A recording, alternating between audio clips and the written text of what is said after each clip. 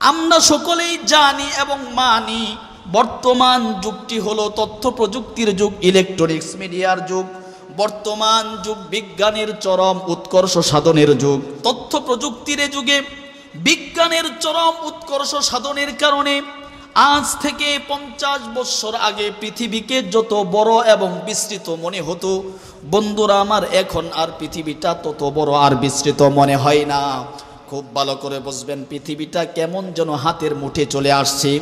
বন্ধুরা আমার খুব ভালো করে বুঝবেন, আমার তথ্য প্রযুক্তির যুগে তাম পৃথিবীটা শর্ট হওয়ার কারণে কোথায় কি হচ্ছে বন্ধুরা আমার অল্প সময়ে মুহূর্তের ভিতরে কিন্তু আমাদের মাঝে খবর চলে আসে। আমি আপনাদেরকে প্রশ্ন করি, খুব ভালো করে বুঝবেন, তাম পৃথিবী উন্নত উৎকর্ষ সাধনের পরও তাম পৃথিবীটা বন্ধুরা আমার শান্তির দিকে এগিয়ে যাচ্ছে নাকি অশান্তির দিকে? আপনারা সকলে আমাকে উত্তর দিবেন, অবশ্যই অবশ্যই অশান্তির দিকে এগিয়ে যাচ্ছে।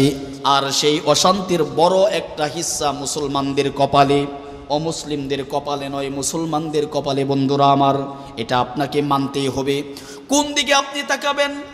কাশ্মীরের দিকে তাকান, ফিলিস্তিনের দিকে তাকান, এরপর আমাদের পার্শ্ববর্তী মিয়ানমারের দিকে তাকান। সময় সময়ে পৃথিবীতে লাঞ্ছিত হয় মুসলমান, সময় সময়ে পৃথিবীতে অপমানিত হয় মুসলমান। মুসলমানের রক্ত আজকে পশুর রক্তের চেয়েও হালকা হয়ে গেছে।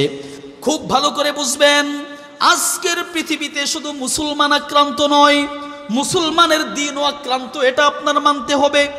যার কারণে তাম পৃথিবীতে মুসলমানের কপালে দাউ দাউ আগুন জ্বলে।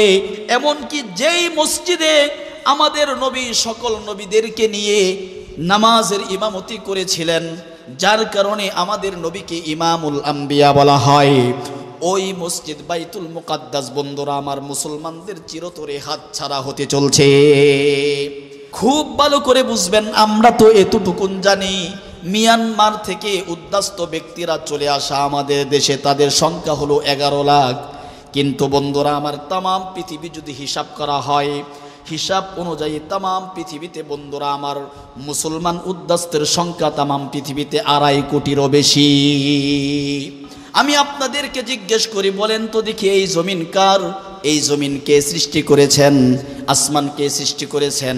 আল্লাহর আসমানের নিচে যদি কারো নাগরিকত্ব না মেনে, সেটা মুশরিকের হতে পারে, সেটা বেঈমানের হতে পারে, সেটা কাফেরের হতে পারে, আল্লাহর আসমানের নিচে কালেমার পতাকাবাহী মুসলমানের নাগরিকত্ব মিলবে না, সেটা তো মানা যায় না।